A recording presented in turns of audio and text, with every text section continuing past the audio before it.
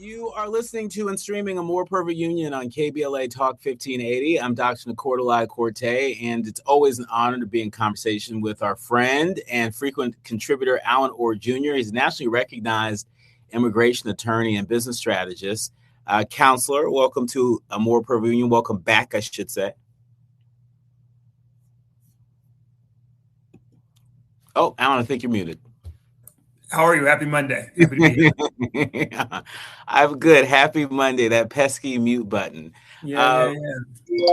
So let's start with there's so many ICE stories. I want to break them up a little bit.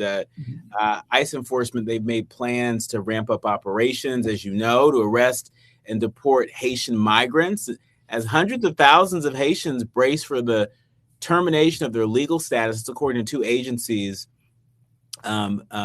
With Yes News also reporting this. The plans include arresting migrants in Ohio, where large Haitian communities in cities like Springfield have been targeted by President Trump and conservatives, and quickly putting them on deportation flights to Haiti. What are you hearing at this hour, Allen? So first, let's start with an update on the TPS itself. So the way it worked after the Supreme Court, which I don't know if I've discussed here or not, is that they remand it back to the lower court, which generally takes 30 to 32 days for that lower court to implement it and to remove the stay. That's why we've seen repeatedly over the last few weeks TPS be extended. It wasn't actually extended. The order was just never impacted. The Supreme Court's order became final today, and now it only needs to be enacted in the court in D.C. And so that's what we're waiting on. And once that's done, then TPS is ended. It could happen tomorrow. It could happen the next day. But until it happens, people still have status in the United States. They're not able to work.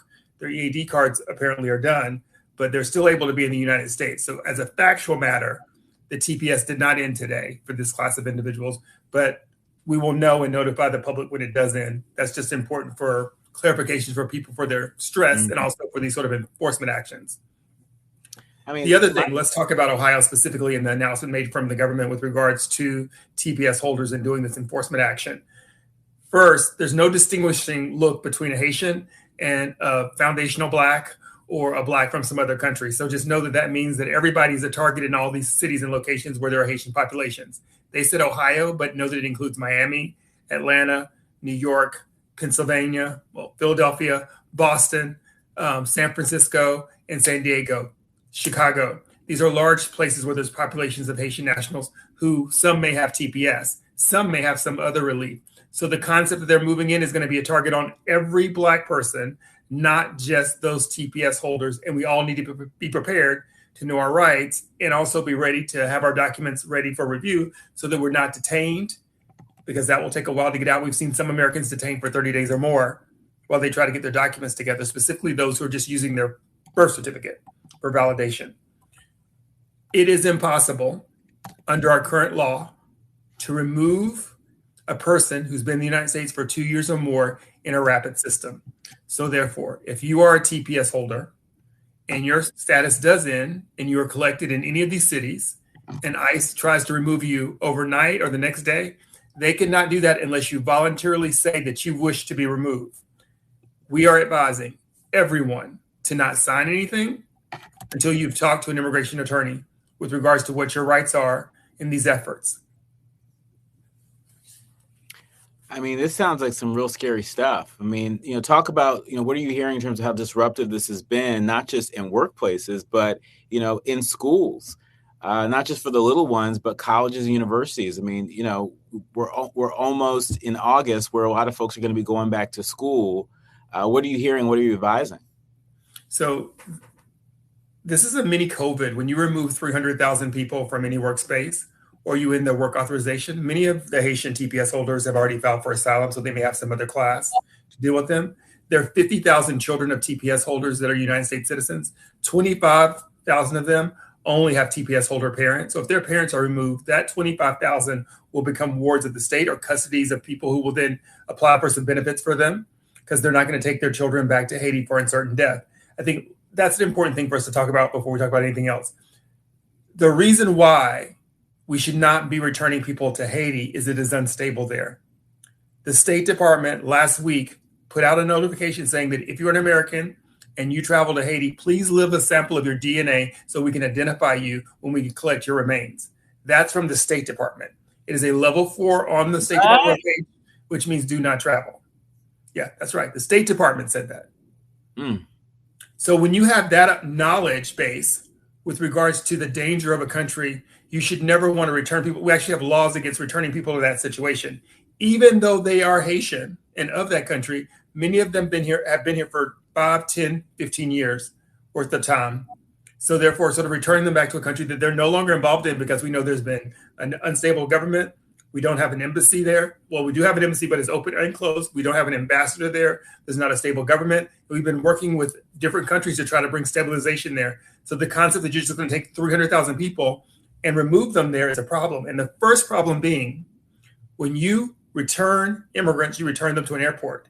That makes them sitting targets for bandits, kidnappers, and robbers, because they assume that you have some assets that you're bringing back, or that you have family that's rich because you've been out of the country, right? And so that makes them automatically put them at risk for uncertain death. And we already know the number of people who are dying in Haiti every day just due to the gang violence. And so, again, I just want to double click on something you said earlier. Again, it may feel counterintuitive based on a lot of the headlines that we're seeing related to the status of TPS and how much this administration is targeting Haitians. But what I'm hearing you say is that there's still due process that they have. There's due process that still exists for Haitian families right now versus what the Department of Homeland Security wants people to believe. Well, their fast, rapid deportation requires two things. Either the person to say, I will do it, right? Or they've been here less than 2 years. So in order to prove that, you would have things like a credit card bill, a phone bill, a lease, a job that you've been working for 2 years. It should be pretty clear, a driver's license that was issued many years ago. So you have many forms of documentation to prove that you've been here for 2 years, and you should carry them on your person, right? If you are someone who's in this TPS category, or even if you're undocumented, you want to make sure you have documents to prove you've been in the United States for at least 2 years on your person, so that if you are collected, you can stop the deportation process. And so you say, what are we solving for? Right? Taking status away from 300,000 individuals does not solve any of our immigration problems. As a matter of fact, it creates a financial problem because we're removing $5.9 billion from the GDP annually by removing this class of Haitians. And also we're saying to people who have these businesses that immigration stuff is uncertain, Haitians over-index in the healthcare facility. And that doesn't mean that Americans are going to fill those jobs. We have, or the government professes to have, deported 1 million people. And our job numbers are still low where they are today. So we're not replacing those jobs with American workers because American workers aren't doing those jobs anymore. It's one of the fallacies that there's a lump of jobs and that there are certain jobs that are relegated to Black people and low-income people, that if you remove immigrants, then automatically that class of people are going to take that job. It just doesn't happen that way. I mean, I remember something that you said to me in the early days of the second Trump administration that I never forgot. And, as someone who is an American citizen, I was born and raised in the Bay Area, but I also recognize that I have a traditional African name. And that means that it's easy for people to sometimes make assumptions about where I belong. And so, I carry my driver's license, my passport, my press card with me just about everywhere I go, just so there's no confusion. And so, I just, my heart goes out to the immigrants among us, that, are just carrying so much anxiety and also feeling the need to carry so many forms of identification just in case. Right. Well, and never in the history of our government have you ever been after a specific population, right? The government has never said we're going after X group, right? It's generally terrorists, lawbreakers, criminals.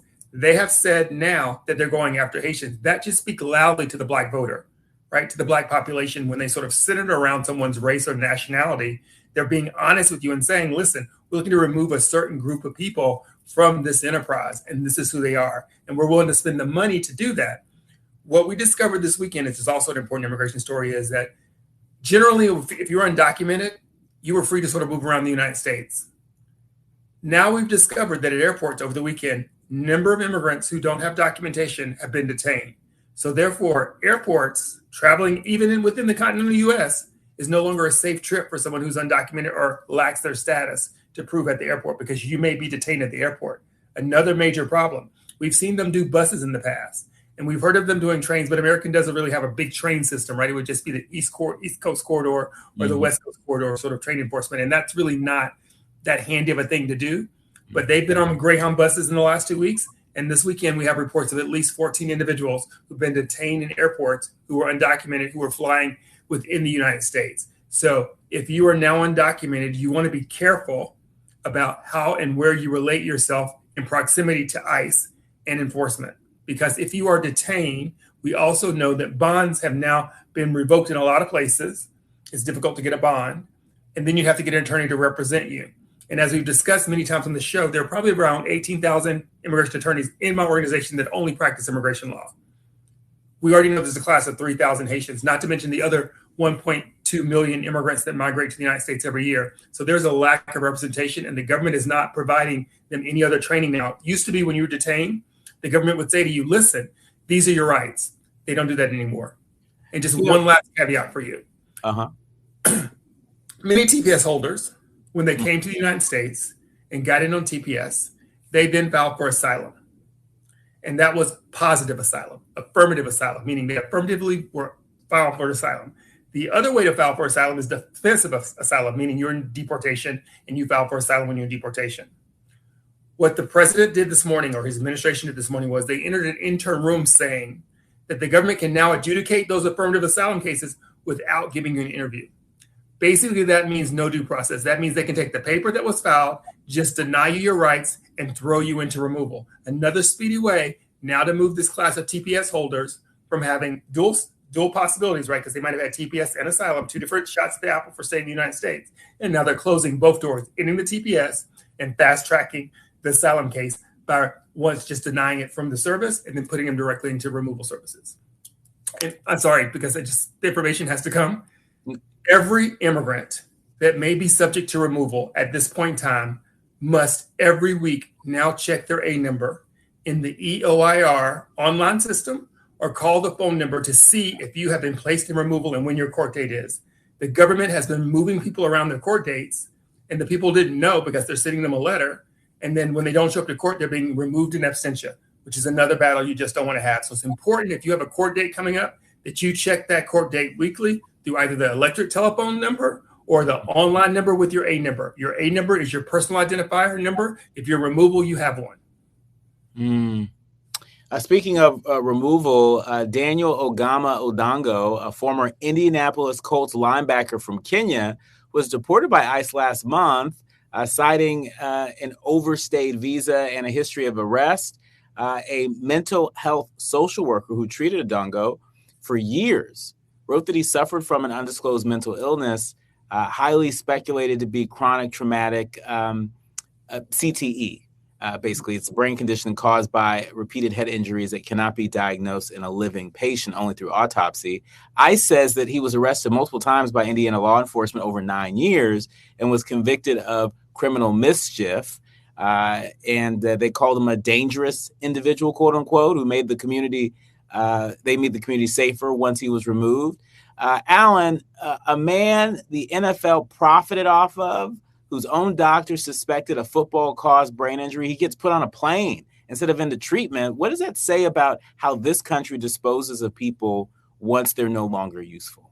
Well, what does it say about the NFL in general, right? I mean, I think the NFL is big enough and friends enough with this administration to have stopped in the way and guided in the way to, one, resolve this issue of removal and also to put this person in enough places where they could find help. But once again, we ask ourselves, what did we solve for? Nothing. And what do we know about this player? It's a Black player, right? So these are some of the things that we sort of focused on when every image of someone being deported is Black and brown. And we know that there are immigrants from other places within the country who are here, and we don't see them removed in the same number with the same proximity. You should understand that that is not something that happenstance. That is by design. It is by design, and it is a freakish design that is creating a lot of heartbreak, that's creating a lot of anxiety, that is creating a lot of abuses to due process under the law. And, we continue to bring these stories to you each and every week, and as often as we can, because we don't want you to turn away from them. We don't want you to turn the channel or turn away. This is happening in the name of the American people. And the only way that we can get it to stop happening is to come together as the American people. When we come forward, blackness, right? That's right. That too. When we come forward, the federal government goes after a Cop City protester over his phone. And some Democrats are trying, they're trying to let Trump off the hook. We're going to get into this story when we come forward. You're listening to and streaming A More Perfect Union on KBLA Talk 1580. You are listening to and streaming A More Perfect Union on KBLA Talk 1580. I'm Dr. Nii-Quartelai. He's Allen Orr Jr., Esquire. He's our resident immigration lawyer and frequent contributor here on A More Perfect Union. Allen, last month, there were a number of detainees that were booked into ICE custody. And in fact, they hit a monthly record, a monthly high for the second Trump administration. And that's saying a lot. And ICE operations have ramped up this summer amid pressure from the agency to record 2,000 daily arrests. Allen, when an agency is under quota pressure like that, remind our leaders, learners, and listeners what happens to due process. It goes away, right? It goes away, and you have to sort of defend it in the negative sense. And that's why the concern about them targeting Black Haitians is going to lead to them targeting Black Americans, because they're looking for numbers and they don't care how they get it. And over the weekend, people who follow social media, they've seen a number of Americans harassed by ICE officers under the assumption that they were going to get that arrest, and they were in fact United States citizens. So your due process goes away. And the first level of that due process is for them to have an actual suspicion about you. They're going to be encountering people and stopping them just based on their race and nationality. And that is protected under our Constitution. Yeah. And I just want to go back to that previous story we were talking about before the break about the NFL player, Daniel Adongo, who's been deported to Kenya. It seems to me that, we've seen this movie before in terms of people, having verified mental health issues or suspect of having mental health issues, getting entangled with law enforcement. It seems to me that folks who may be struggling with mental health may be a unique target for this administration, for the Department of Homeland Security. No? So challenges are different across the board. It's difficult to see. In this case, I think there are a lot of different things that we're sort of standing on the side, the celebrity of it, the history of the interactions. But, there's a history of interactions that even go back to the former Trump administration. So you can't sort of say that you are about enforcement if it's have a period of time, such as like with TPS, of 10 years or more. So less than the concern for me about someone's mental captivities. Because we'll let them have guns under the Constitution. More about the color of the immigrant and what country they're from, right? Because it sort of speaks to why he never naturalized, which would have been a solution for him. If he had naturalized and he would have been a citizen, then he could not have been removed at any point in time, which is another thought that people need to have if they are green card holders paying taxes, been here for at least 5 years or more, to sort of go through the process so that, and maybe you'll be able to have your naturalization by November and you'll be able to vote for things that might bring you greater inclusion in this country. But that's, his mental health, the arrest probably kept him from doing the naturalization, which also might have led him to deportation. But along the way, we can tell that there was some mercy given to him, or otherwise this case wouldn't have blown up the way that it has. If it can happen to him, it can happen to anyone, no? Oh, it will happen to anyone. So the answer, so let's just talk about that for a second, right? This enforcement isn't about getting people who are the worst, right? These aren't people, TPS holders were people who had status and they're making them undocumented in order to remove them to get their numbers up. So these aren't the worst, these are the workers. And so for the concept isn't about sort of clearing out for undocumented immigrants. The concept is about clearing out a certain group or category of individuals from the United States for whatever reason. And part of that may be linked to the census and what they saw was the browning of America. Who knows what it may be? Could just be flat out racism. don't need to solve the problem to see exactly what the results are. You see them removing more Black and brown people on a daily basis than they are any other group of people. And at every door, they're closing that hamper. And then when they do accept refugees, you have to be white and from South Africa, not just from South Africa. So I want to shift to a related civil liberties story. Federal authorities are reportedly targeting a Cop City protester in Atlanta over their phone's operating system, raising fresh questions about surveillance overreach aimed at activists. I saw this story and I thought, oh my goodness, activists out there, brace yourselves. In Washington, we know that some Democrats, are even testing their own version of America First ahead of the 2028 election. Let's start with the civil liberties story, because on one hand, we have a right to privacy. On the other hand, we also know that anything that we do to discard or tamper with evidence, is breaking the law. And so, where do you see this particular issue bubbling up to? Perhaps the Supreme Court. Where do you see this trending?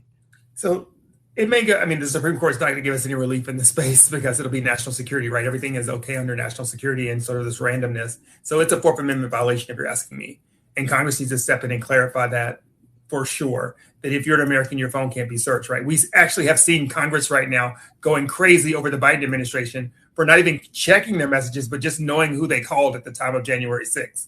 So if someone in Congress should have this expectation of privacy, then the general United States citizen should also have the expectation of privacy, not just regards to the numbers, but also with regard to their communications. So this new flock thing, tag readers, Big Brother, this is everything that is the antithesis of the Republican Party that I used to know so well. This is everything against big government and knowing and tracking individuals. And what I say to people is, what's good for the goose also needs to be good for the gander, because when this administration change and they start going after you for all of your racist things and all those things that you want to have protected, your Klan membership and what like you, then just know that you said it was okay to do. That's right. That's right. That's right. I mean, weren't there folks that were actually trying to argue that when we were looking at evidence of some of the January 6th insurrectionists? Exactly. I mean, beyond Congress, but also the people on the Hill, that sort of locating, tracking. Exactly. But even different then, right? Because that was actually violence at the Capitol, which would override the Fourth Amendment concerns, because now you have someone who's engaged in breaking the law. Protesting is not breaking the law. You have no right to try to identify who those protesters are. And what we've seen from those identifications is the ramifications of trying to come back and then sort of train them. What is the biggest, the tool of this administration is fear. Immigrants living in fear every day, protesters living in fear every day, the own Republicans elected to government living in fear every day. And should we expect to hear anything from any of these tech companies? I mean, there's so much that they, say they're withholding, to protect the privacy of their users, the ability for law enforcement, to be able to, basically accuse a protester of trying to get rid of evidence simply because, they are utilizing the privacy features that these tech companies have put on these apps, or that they put on these phones and other devices. Do you expect for the private sector to step up? So not to step up, but maybe to be sued, right? I mean, that's where the regulations section in these civil court cases, and it may take some time. But we've also seen with Facebook recently, where Facebook has done major payouts to these teens who have committed suicide or been caught up in some situation because of Facebook. They need to pay the toll. And I say the same thing with this ICE enforcement. If something happens, you need to file a complaint in all the places that you can file a complaint to start a record, so that when there is litigation, we can move it forward. On the ICE stuff, record everything. Right? Record. You don't engage. You don't have to stop. Just record everything. Listen and have that tape so that the record becomes solid. They're supposed to have these video cameras that aren't ever really on. The same thing with these infractions of your civil liberties. If you know you're in this case, then file a complaint against the tech company, the phone company, everybody, because that will make a record. And in the end, that will help change policy and drive participation. That is the key to our civil rights. Every civil rights movement in this country started with documenting the issue. That's right. That's absolutely right. Allen, in our remaining minutes with you, I want to get your take on this. In Washington, some Democrats are testing out their own version of America First ahead of 2028. A lot of folks see this as a sign of how unsettled the party's direction really is right now.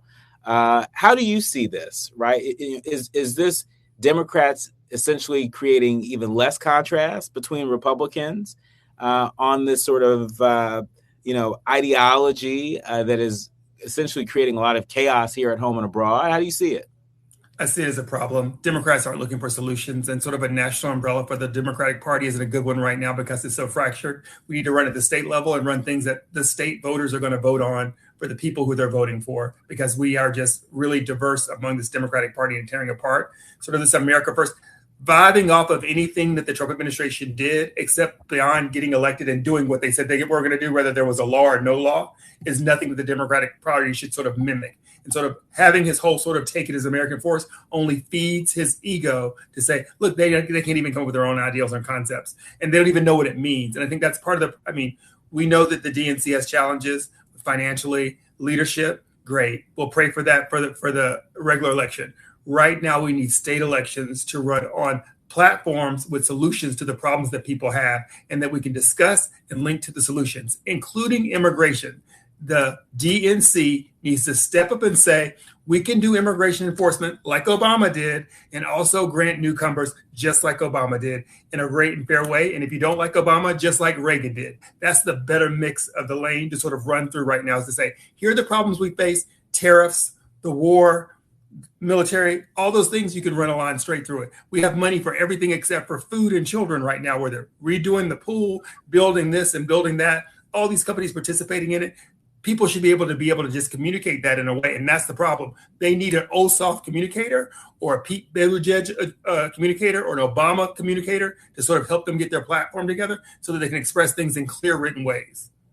I saw a clip on social media, and I'm not sure if this was a current clip or if this was a clip from a previous election cycle.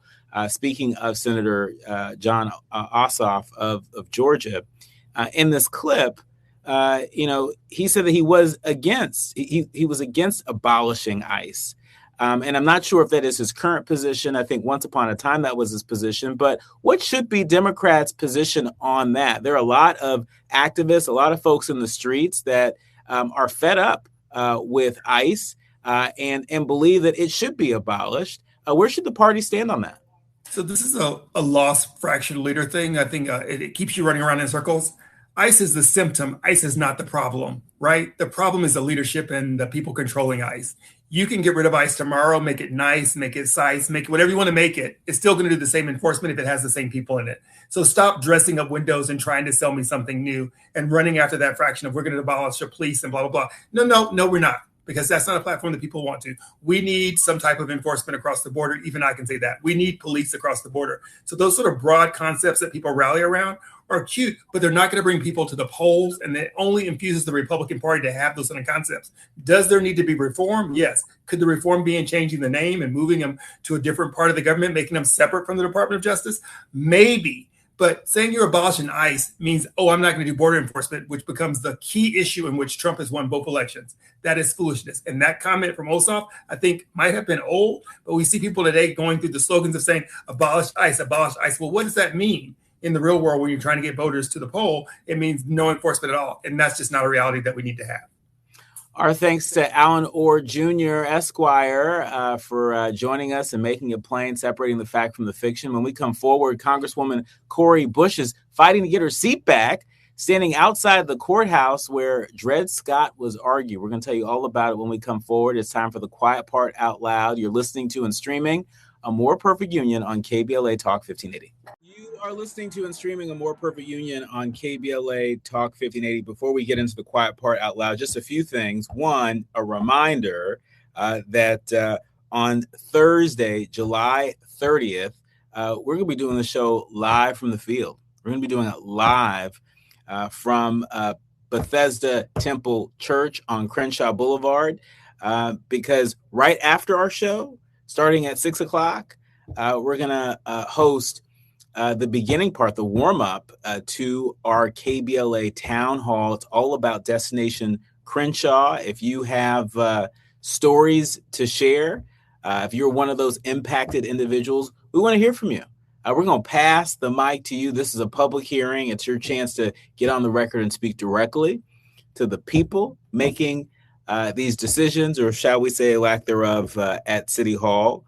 Because at our best, that's what we should be doing. We should be passing the mic to people who are impacted by what's happening or not happening in our community, what's happening or not happening in our state, in our country, and the world. And that's what this show has always been about. And so this isn't about, any one particular leader in office or any one particular leader in the community. This is about passing the mic to the people. And making very clear that their experiences and their troubles, they matter. And for people in positions of power, influence, and authority, it should matter to them as well. In our remaining minutes, speaking of power, there is a big race. All eyes are on St. Louis. We're going to close out this hour with this story that is still developing in St. Louis, where former Congresswoman Cori Bush is locked in a high-stakes primary rematch against Congressman Wesley Bell ahead of the August 4th primary. Now, I'm not sure if you all saw the video that's been making its rounds on social media, but there's a video of Cori Bush, the former Congresswoman who's running to take her seat back. She's gripping a microphone outside the courthouse where the Dred Scott case over slavery was argued in 1847. Now, Cori Bush portrayed her ouster from Congress as just another historic setback set to be reversed, telling the crowd, quotes, "We're standing here saying, send back that descendant, send her back to the place that enslaved people built. This is our moment." And so, one of the things that I've heard the Congresswoman say is that this race is bigger than St. Louis. It's bigger than St. Louis. She says it's become one of the clearest referendums on Democrats' shifting political landscape. Anger at the party establishment, rising skepticism of the U.S. alliance with Israel, and the growing clout of Democratic Socialists. AIPAC's political arm, get this, they've spent more than $1.2 million against Cori Bush this cycle, roughly matching what they spent to help unseat her in 2025. I have heard from a number of sources about what is afoot in St. Louis. And I just want to push back on some misinformation that's out there on social media. There's an ad out there that suggests that Cori Bush is the reason why Kamala Harris lost. There's an ad out there that suggests that Cori Bush missed a lot of votes, more votes than she should have while she was Congress, and therefore she's not fit for Congress. Sources tell me that she only missed 7.5 days or, maybe 9 days total of missed votes, and has the documentation to back that up. I'm also hearing from sources that the group United Democracy is spending about $3 million against Cori Bush. And so we just shared reports that AIPAC's political arm has spent more than $1.2 million. Well, there may be additional money being spent through this group, United Democracy, against Cori Bush. And you got to ask yourself, that's a lot of money. That's a lot of money to spend to unseat somebody and then to prevent them from, again, returning to this office. So you got to ask yourself why. And then when you're asking yourself why, follow the money. Follow the money. We're going to be following this story as it continues to develop, but and we might even have Cori Bush on before that election if we can make that happen. so you can hear more about what is happening there on the ground, and more importantly, whatever you may choose to do about it. You're listening to and streaming A More Perfect Union on KBLA Talk 1580. When we come forward, a story that most of America has never heard, that could erase Black burial grounds, sacred indigenous land, and historic neighborhoods in the next 30 days. A Prince Albert III joins us when we come forward. You're listening to and streaming A More Perfect Union on KBLA Talk 1580.